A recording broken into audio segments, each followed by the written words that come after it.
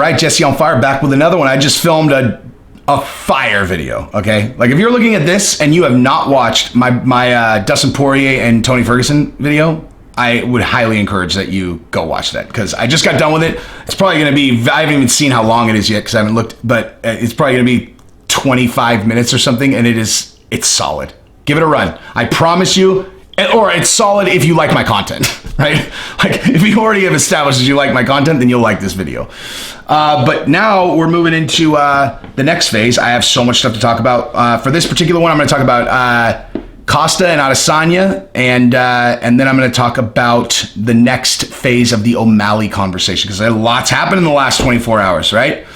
A lot has happened in the last 24 hours. So before I do that, subscribe, ring the bell, then you'll hear every time I upload a video. I'm telling you, I know, like, so I watch the analytics so close. It's like I upload a video, and there's like the same group of people who watch all that. It's like they get notified, they come on, they watch it, they comment. I know who all of you guys are, and I love you guys immensely. I can't tell you how grateful I am for your guys' support. So if you hear me talking about how amazing I am at things, that's because it's true.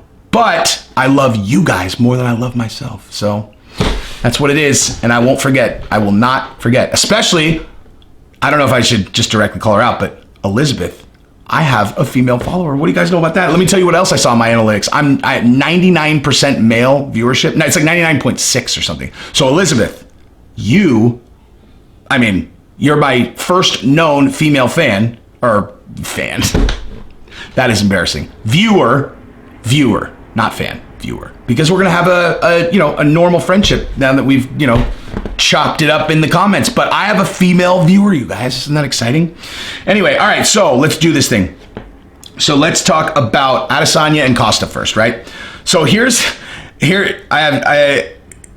gonna try to keep this because it's funny.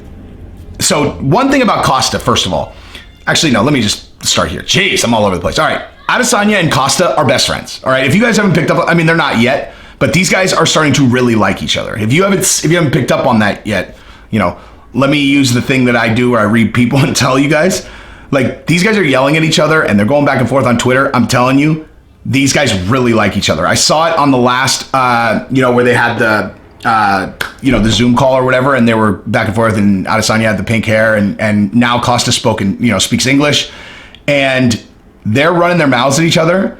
And first of all, we already knew Adesanya had really strong fight game, and in case you guys don't watch any of my videos, fight game is it's like having game, like there are the fights, you go win the fights. Like Frankie Edgar is an incredible fighter. I'm going to do another video later. First ballot Hall of Fame.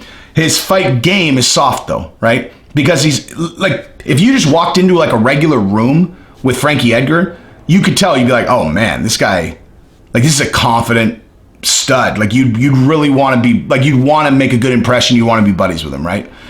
And but on camera, you could just tell, you're like, wow, this is a tough guy that seems really cool. But that thing, like that thing,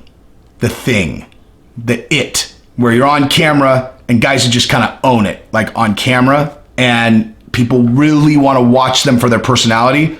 Very rare that fighters have it, like really have it, but Costa and Adesanya have it. Now, Adesanya, we knew had it. He's cringe, man. Like he's cringe, but he knows it and he owns it.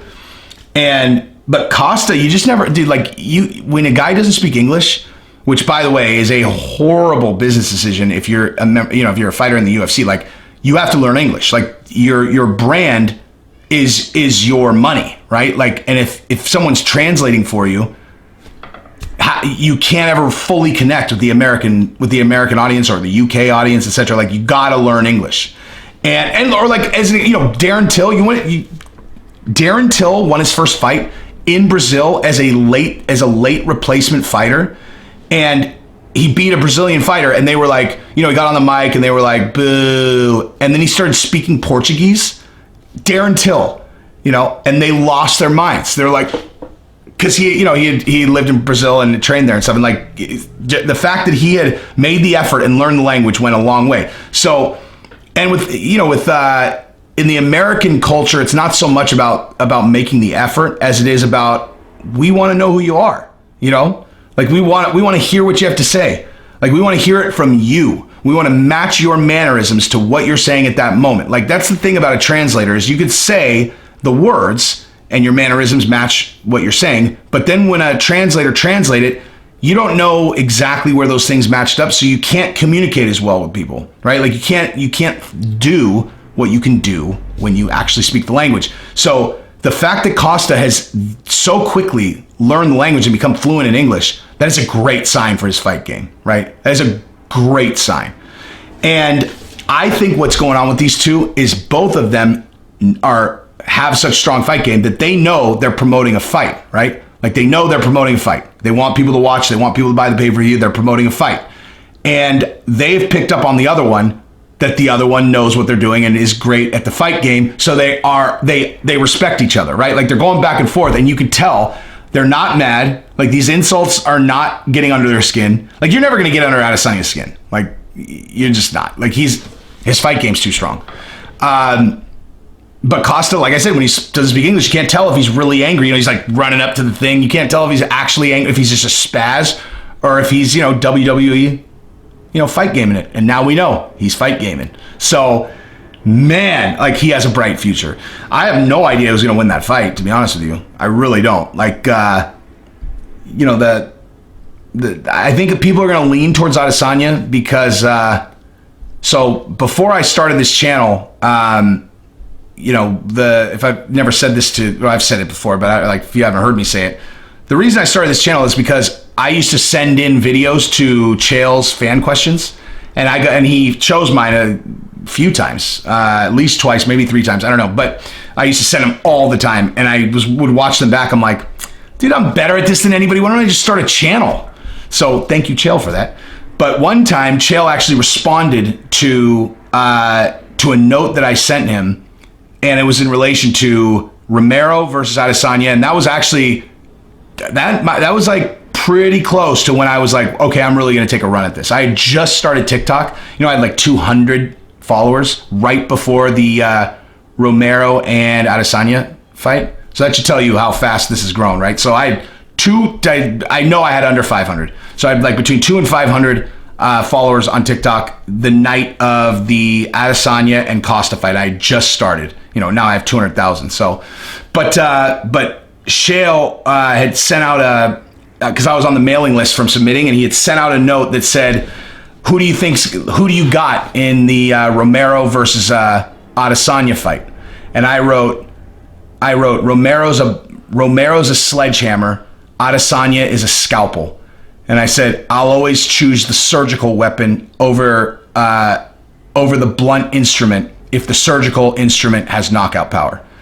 And that was it, you know? And I remember like sending it and being like, that's a pretty fucking good answer, you know? Like I just kind of, and he wrote back like an hour later and he was like, well said. And I was like, thanks, Chael. Jeez, you know? Just because I'm Jesse on Fire, that doesn't mean I'm not a fan also, right? I'm a fan as well as a boss. Look at that. Look how that works.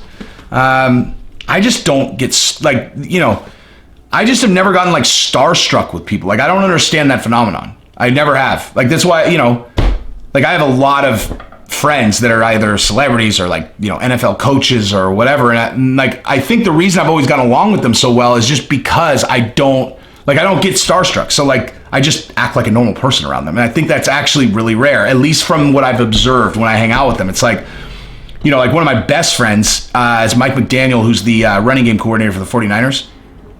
And you would never pick him out as an NFL coach, right? Like he looks totally normal. And, you know, we'll be somewhere and people will be talking to him all normal. And then someone will like pull them aside. I literally like can like watch it happen. And they'll like go, did you know that he's Mike Shanahan, or I'm sorry, Kyle Shanahan's number 2? That's Mike McDaniel. Have you ever read about him? And they're like, he's like the number 1 offensive mind in the NFL. And you like watch a person who literally was just having a conversation with him, like just having a conversation with him, will come back over and then just be like, and they like can't act normal. It's really bizarre, man. It's really bizarre. So shake that off, because no matter how many subscribers people have, or it's a terrible example. No matter how big of a star a person is, like in a league, they're totally normal, man. Like they're just a normal person. As long as you act normal, they'll be normal. Anyway, but yeah, I don't know. I have no idea how I just tangented on myself. For all of you get really bent out of shape when I talk about myself, I'm so sorry. Okay? You can take that for what it was me giving you life advice, so that if you ever end up in the vicinity of a celebrity, just act normal, and then you'll be friends with them instead of being, a fan. And I guess another rule would be don't ask them for an autograph. Don't ask them for a picture. I have never, not once, ever asked a celebrity athlete or a celebrity anything for a photograph, except for once. Hang on, you sit right where you are. Boop, boop, boop, boop, boop, boop. Oh. Except for when I asked for this picture. Oh, the 2015 Warriors. Jeez, who's that right dead center in the middle? Is that Jesse on Fire? I think it is. Yeah, boy. But I didn't actually ask for that. My fantasy sports company that I was a CEO in was in a partnership with the Warriors, and they had partnership photo day. And it was, so we're in tangent land now, but I'll tell you that story. So there were 4 companies that were in the gold club or whatever, like in, the level of partnership. And so it was just a regular day of practice at their practice facility, which is really bizarre. It's in a Marriott hotel downtown Oakland, and it's a hotel. And then you just go up the elevator to the 5th floor, which you need like a key for, and the entire 5th floor is the Warriors practice facility. Like it's a hotel, and you go in and there's their practice. It's nuts. A bunch of basketball courts, their corporate office, everything's there. It's really weird, but it's awesome. But anyway, so we come in there, and they have to stop practice and then get the whole team to line up like that, so that each twosome from those companies can come over, sit down in front, and then they take the picture, right? And I was because like I said, I was embarrassed, man. Like I was genuinely embarrassed, because like I said, I've never asked for an athlete's autograph. I've never asked them for a picture intentionally, because that's what a fan does, right? And there's nothing wrong with being a fan, but I'm talking a fan, you're putting yourself in a position where you can't have a real relationship with them after that, right? Because I guess that's not really true. I see other celebrity people take pictures with each other, but I don't know. I don't like the message that it sends. I don't want them to think that I think that they're a bigger deal than me, right? Because I don't think that. Not that's just not how I measure people, right? If they're cool, we'll be friends. But anyway, I could tell that obviously they were bored having to do this. And so when we walked up, me and Tony, the other guy in the picture, and as we were sitting down, I was like, this must be the fucking highlight of your guys' season. 2 of them chuckled, but I didn't get the roaring laugh that I thought I would. But I wanted to, at least let them know that I was aware that this was probably annoying for them to do. Anyway, whatever. Bottom line, Adesanya, Costa, excellent at selling fights. They're going to be friends after this. But Adesanya and Romero, wow, that was an insane tangent that I just went on. I might even edit that out. That was so tangenty that I might even edit that out, but maybe not. So anyway, the Romero fight, Romero just really obviously was waiting for it. He was trying to make Adesanya make a move before he was going to counter, and obviously Adesanya is a counter fighter, whatever. But watch the Costa versus Romero fight, okay? Non-stop action, because Costa presses the action. He presses the issue. He's not going to do what Romero did. He's going to press, he's going to throw. He likes to live in the war zone. He likes to bang, and he's throwing heat. And he's so fast that he's just throwing Titanic danger at you all the time. All the time. And so if you're Adesanya, in all honesty, it's not rocket science what his strategy is going to be. It's going to be survive the first round and let him slow down a little bit, then start banging with him, survive the second round, 3rd, 4th, 5th, start ripping him. I would admit, but honestly, I don't know, I don't know if that's, I mean, I said common sense, and this is the first time I've really even thought about breaking down the fight. I actually retract that that's common sense, and I'll tell you exactly why. So, if you don't fight, like, I know people watch, and, because I hear this a lot, like, you know, when I'm watching a fight with someone who is never really, like, trained, you know, and someone throws, like, a head kick, you know, it's like, and, you know, and you know, the guy blocked it, and I'm like, oh, and they're like, oh, that was blocked, and I'm like, yeah, blocked with his fucking arm. Do you know, like, I mean, yeah, you're right. He blocked it squarely with a part of his body. Like, do you understand how much heat there is on that kick? You know, like, you understand how much heat was on that kick. So yeah, he's not unconscious, but you think he didn't feel it. First of all, he felt it in his head, but how do you think his arm feels, right? Like, I mean, like blocking it.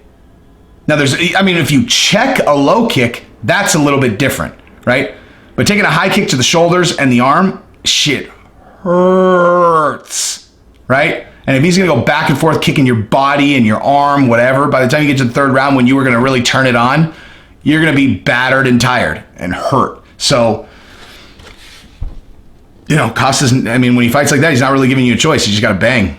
So, I don't know. I mean, Adesanya got hit. Romero landed a heavy shot on him in that first round. He really did. It's so funny to think about that. How, like, you know, the narrative of that fight was that Romero blew it. He didn't even try to fight. He was just ducking him. When what his obvious fight plan was I'm going to make him throw shots at me because he's hittable, and I'm going to land something big and whatever. Like, if he lands that shot instead of, you know, here, and he dirt naps Adesanya, I mean, I'm talking like the exact same fight, except that punch lands 4 inches lower, you know, here instead of here. And he might have been able to, let's say, here. And he's night. And it's like, wow, Romero. Nobody's going to take that belt from Romero. And instead it's like, God, it's so sorry. But, yeah, man, I don't know. I think everybody's going to be thinking that Adesanya is going to walk through him, and I think that is, I don't know, man. We'll see. We will see. Costa's a beast, dude. He's a beast. I'm going to leave it at that, actually, because this video's gone long enough. So if you like the channel, subscribe and ring the bell. Do it. Just do it, man. You know? Obviously, most of you are probably already subscribed. I don't think my videos are getting... Well, maybe not. You know, I'm running an ad, so maybe you're seeing this for the first time. So subscribe. It's always this good. Anyway, that's what I got. Subscribe, ring the bell. Peace.